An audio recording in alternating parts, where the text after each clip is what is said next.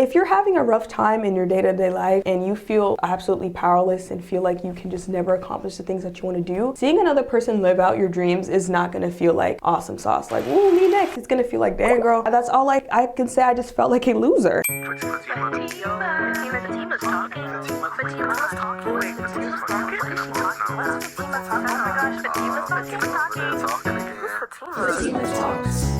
Why do we put labels on emotions when all emotions that you have are neutral? This is a cue. It's trying to tell you something. It is a signal. I really want to talk about our mindset around emotions, specifically envy and jealousy. I think we need to be very careful with the way that we describe emotions and the connotation that we have around certain feelings. Choosing to label certain emotions as good or bad, negative or positive, right or wrong. This is not something that is inherently good or bad. It is a cue, like one of those lights on your car dashboard, the emojis, where it starts blinking and signaling to show you what's up with a certain part of your car, whether or not you need to get gas or you need to get your oil changed. That is an emotion. The same way that you get a hunger cue and you think, I should probably eat, I probably need to eat. Yeah, that is how you need to treat your emotions and everything that arises within your body. And I feel like when it comes to feelings of jealousy and envy, why are we all hip hopping around? Everyone just acts, okay. Let me not. The way that we choose to hip and hop around the feelings of jealousy is just something so horrible and terrible, and nobody should ever feel this way. It's honestly so discouraging. I have really felt a lack of resources and seen kind of a lack of conversation around envy. Okay, so if y'all not good, if no one's gonna do it, I'll do it. I'll talk about it. So I wrote about it. I wrote about it in my journal as I was going through the thick of it. I really want to try and address envy and jealousy in a way that is not pointing the finger like, oh, you're just a hating, you're weird, like why would you ever compare yourself? Because at the end of the day, the same way that you experience sadness and have an outlet, and you experience joy and have an outlet, you need to have an outlet for negative emotions. I do need to finish doing my hair, so we're just gonna talk about it while I'm doing that. There is a lot of shame around freely speaking about it and expressing it because we've had so many examples of negative ways that these emotions have played out. So many conversations are lacking on how to properly deal with and transmute the feelings surrounding these emotions. Off rip, now that we know every emotion that we feel is just a cue that is trying to signal something to us, I wrote down in my journal, verbatim, I accept this emotion and I allow it to show me what I need to see. That's it. You don't need to say, okay, I'm over it, I'm done, I'm done comparing myself. Bro, after whatever 2025 was, I do feel quite qualified to speak on feelings of envy and jealousy and imposter syndrome and just not feeling good enough. Ooh, wait, why is this kind of eating? Take what you need to take from whatever I say and just apply it as it applies in your life.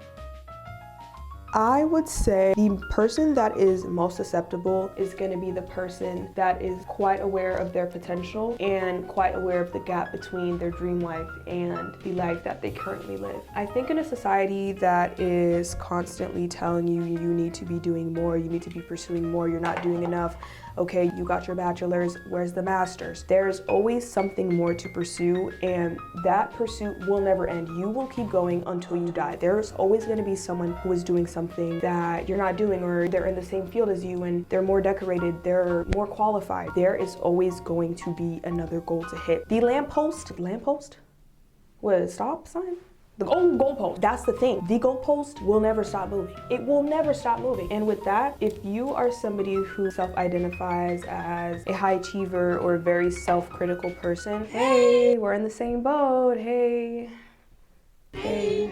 I think it's actually very, very easy to slip into perfectionist tendencies while you're working towards the things that you want to do. In my personal experience, I've always been someone who has really had high ambitions for her life, aspiring to be something or someone worthy of validation or praise to some degree, or worthy of having accomplishments and titles, and you know what I mean? And I think having gone through these feelings of just so much comparison and just so much envy, I I had to unpack a lot of shame around feeling this way. I think it is actually by design, especially living in America, living in the US under capitalism. You are constantly on go, go, go, constantly thinking, what's the next big thing and what should I do now? And it's never over. There's always something more to achieve and there's always something more to do. Just that alone can actually serve as a very, very like big motivator for a lot of people. The same way that someone can look at another person and see all the things that they've achieved, where they are in life, and feel a sense of empowerment, another person can look at it and immediately feel discouraged, immediately get to comparing themselves. I've dealt with like two very big waves of jealousy or intimidation in my life. The first one being my sophomore year of high school. I was so very, very insecure about the way that I looked. You can be told by parents and like family members and just old ladies all over the world that you're beautiful and your skin is rich. I didn't let my skin color keep me back from the, I didn't let my skin. Just all the things, but when you grow up and you're constantly being belittled and being told that your features are weird or your skin is like bad. Having grown up in specifically South Florida where colorist men run rampant, colorist men who look and are the same shade as me, calling me too dark or calling me just names, that did a significant amount of damage on my self-esteem and just how I viewed myself. I didn't feel beautiful, I didn't feel desirable. I was just really tired of feeling that way. Sophomore year was the COVID year. I started my sophomore year completely online. And do you know what that means? It means an unemployed amount of screen time hours just clocked online. And that was not great for my developing 15-year-old brain. I just really had an issue with feeling undesirable and I just didn't really know what to do about it. I just didn't really know where to place that emotion. So whenever I would see beautiful women online, I would immediately get to comparing myself. I don't know, and sophomore year was just, high school was, as a whole, was just disgusting. It was literally repulsive. I don't wish high school on a soul. And then also, I actually don't count this relationship, but let's just call it a relationship. Dating this like man who was an undercover colorist. Ooh, girl, okay? It did a lot for me, okay? And I can be honest in saying that I had an issue with comparing myself. Every time I saw beautiful women, I didn't think, okay, what is she doing? Because beauty is a skill. Obviously, it's something that people have naturally, but beautification, the process of beautification is a skill that you can get better at. The same way that I'm straightening my hair right now, same way that you have to learn how to curl your hair, the same way that people learn how to do their edges, beauty is a skill that you can learn. So instead of thinking of the practical things I could do to try and make myself feel better about like my low self-esteem or like, I saw myself as powerless. I felt like there was literally nothing I could do but like consume. Yo, it's a slippery slope. Once you enter that place, it is a dark time. This past year has just been a lot. Woo! Hold on, look at the hair. So in my most recent case, Guys, I have been really struggling with the whole posting, influencer, am I YouTuber? Oh, I don't have the numbers, I haven't hit a certain milestone. It's just been so much of that bombarding me. The emotions themselves, completely normal. I think when you are carving a path out for yourself, especially something that has never really been done in your family, when you are following your dreams or whatever, you don't really have like a set guideline of what to do and how to do it, and this is everything it's a lot of emotional ups and downs. I just don't think I've been giving myself the grace that I needed these past couple of months. With me having issues, which is feeling inadequate and feeling like I'm not hitting the milestones that I needed to, guys, as I'm like having these feelings, a man jokingly said to me, of course it's a man, jokingly said to me, haha, I haven't seen you on my For You page in so long, you fell off. And when he initially said it, I was like, boy, like, hey. But then it would be some nights I'm really deep in thought. Okay, we've been at 30K for a while, I haven't grown. And you're not doing enough. Push comes to shove, and next thing you know, I'm comparing myself to every person I'm seeing online. It's difficult knowing that you have so much potential and you have so much opportunity that you are not tapping into because of your own actions or because of your own habits. Whatever you feel like is blocking you, whether it be a physical or mental thing. I think that is quite difficult to stomach, knowing that you could be doing better, but you're not seeing the results in, your 3D. It's an interesting case when it comes to posting online because I think coming off such just like a random cream crazy year where so many opportunities and experiences happen, I kind of just expected that growth to be like compounding and like going on forever. Like it's never gonna stop, it's never gonna have a break. And I don't think that's a fair expectation to have. You cannot expect yourself to be all the time, go, what can I do? What is there to...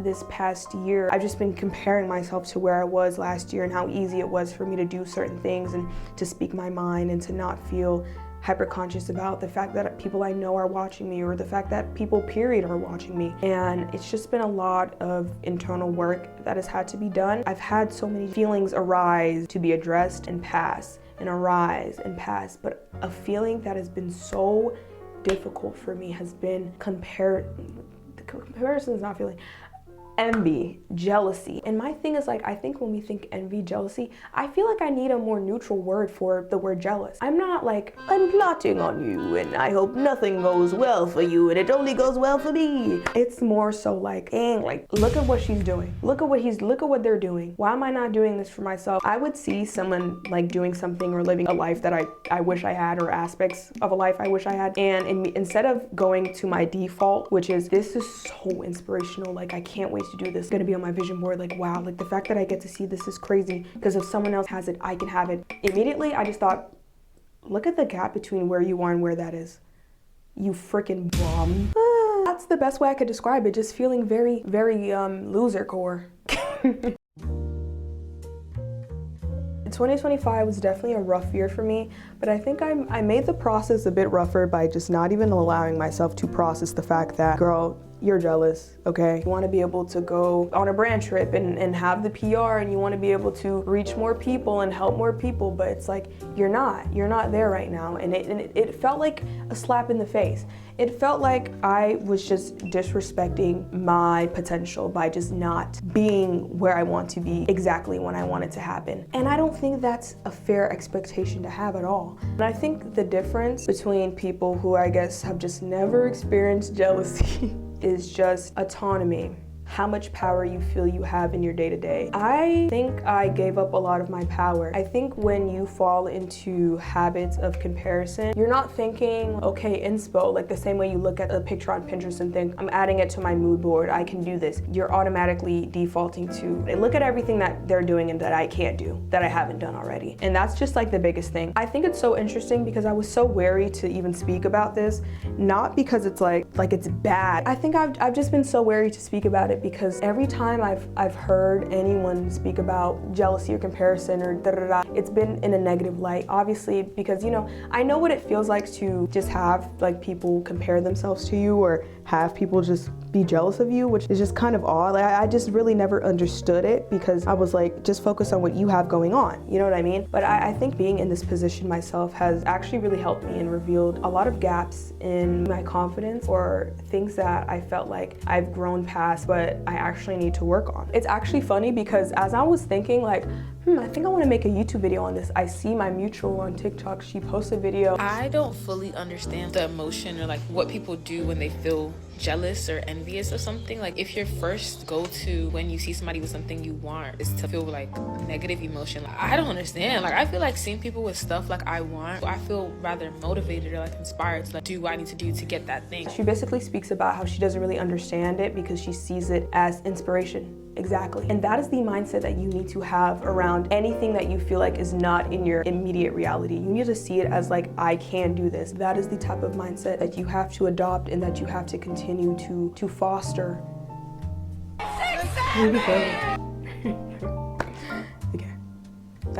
That's the type of mindset that you need to be able to foster and support if you want to see that life for yourself, point blank period. But girl, look, okay, if you're having a rough time in your day-to-day life and you feel absolutely powerless and feel like you can just never accomplish the things that you want to do, seeing another person live out your dreams is not going to feel like awesome sauce, like, ooh, me next. It's gonna feel like, dang girl, like that's all I can say. I just felt like a loser. I don't think it's bad. I just think there's just a lack of understanding as to why. And that's the thing, you need to work on why am I feeling this way. You need to be so inquisitive. You need to ask questions. You need to be so curious about your emotions. That's the first step to being able to release it.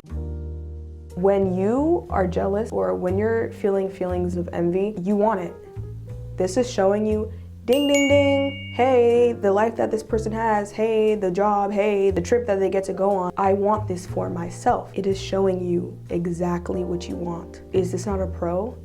Why are we saying this is bad? This is a pro. This is a good thing. Not only is this something that you want, but it's something that deep down, whether or not you have acknowledged it or not, you know you can have. Okay, one thing I will say, it's one thing to be jealous because you know you have not realized your full potential, and it's another thing to be jealous and wish harm on others. That is, guys, that's not okay. There's a little bit more to address in that case. Address it, because if you don't address that, you're not gonna be able to do what I'm telling you to do next. Hold on, let me finish straightening my hair. Okay, I'm done straightening my hair. Wait, I'm gonna stand on something. Yeah. Ooh. What are you gonna do? What are the steps to take? I wrote it down. The first step in being able to effectively address, digest, and release the excess, okay, of the emotion. Did that make sense? The first step in being able to process the emotion is to identify the feeling. So I'll give you an example. I'm scrolling on Instagram and scroll on this post and it says liked by your and 13,000 others. That didn't make me feel good. It didn't make me feel good at all. What do I feel? I feel a heaviness in my chest. I feel my stomach drop to my, that's what I'm feeling, okay? Where in my body, where is it? Right here. Right here, or a little right there. What is the trigger? I saw my boyfriend at the time liking inappropriate pictures of, what am I feeling? What am I feeling? I'm feeling anger. I'm feeling shame. Why are you embarrassing me? I'm feeling feelings of envy. Why do I not look like this? Why do I not have a BBL at age 15? Okay, what do you do with the feeling? You validate. You're gonna stop in your tracks, yeah? What I like to do, I talk to myself as if I'm talking to my inner child or a version of myself that felt rejected or defeated. I take my deep breath. This is a conversation that's going on in my head. Hey girl, how do you feel? I feel worthless. I feel like every person that I'm dating, they're settling for me. They really want to be with a woman who looks nothing like me. Hey inner child, it is okay, it is normal that you feel these things. You are feeling triggered and you are currently dating your trigger. It is okay that you feel these emotions. I don't shame you. Scratch, scratch, scratch. You're gorgeous and the person for you will absolutely see that. Your value does not in any way relate to what you look like or how big your butt is. You're 15 years old. Wow, yeah, I am worthy. I am beautiful. I'm like a queen. I'm like a boss. Like I'm a boss. So I'm a boss. You know what? I'm gonna take a deep breath. Breathe in for 4. Hold for 4. Release for 4. Rest for 4. Maybe do a few rounds of that. And I open my eyes and I think, wow, I feel a lot better. Maybe this didn't completely dissolve everything that I'm feeling and it's still a trigger and I don't really want to see the person that I'm dating liking weird posts of women busting it open on Instagram. But I know I took the moment to address and diffuse the trigger. It's all from within, yeah? And what do I feel? I feel a lot better. I feel a lot better. And once I realized this man is weird, you break up with the man, you break up with the trigger. Ta-da!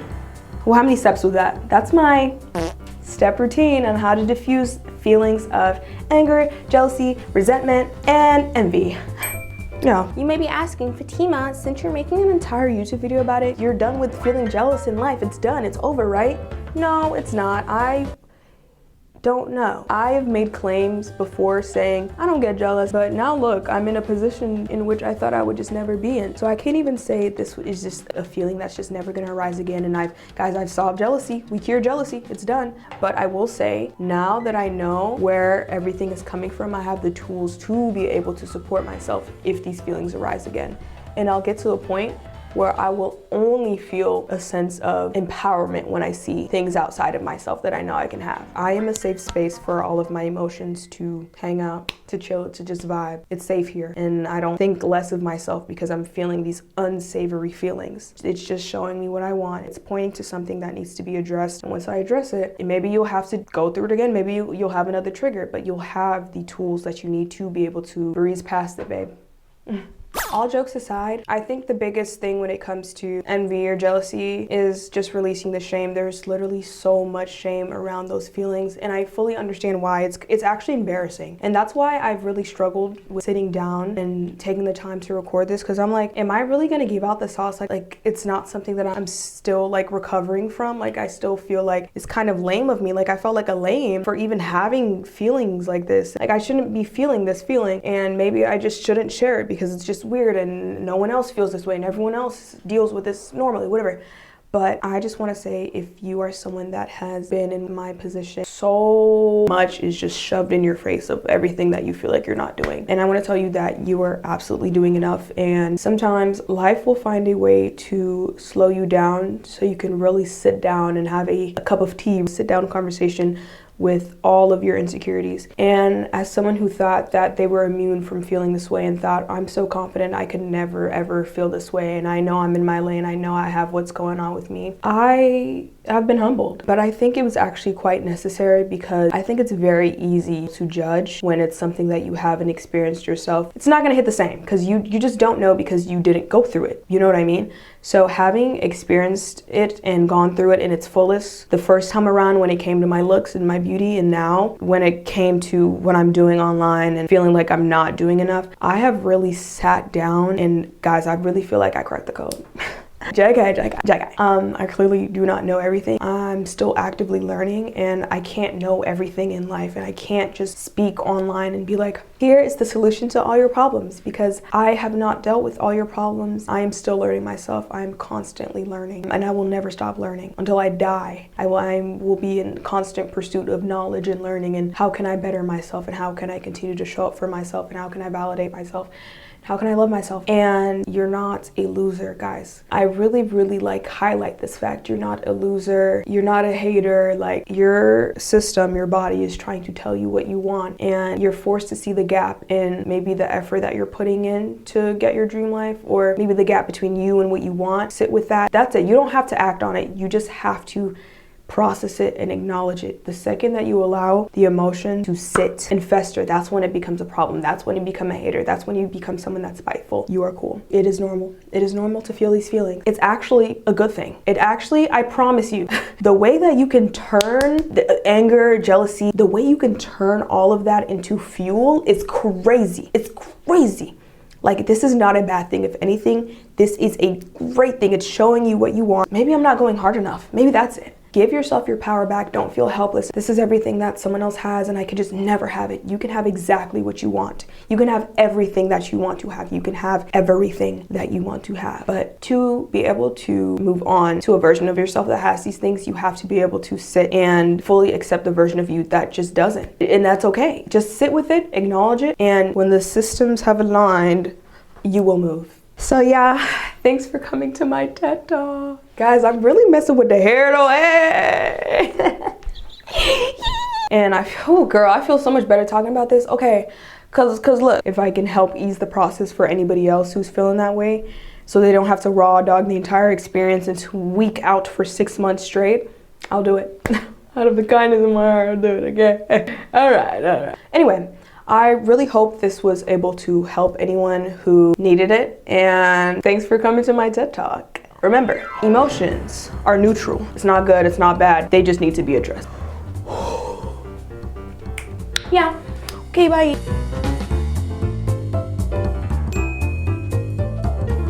Ooh, I don't even want to talk about this. This is embarrassing. Who was I? Whatever. The queen wasn't perfect. The queen dated some questionable people in her past.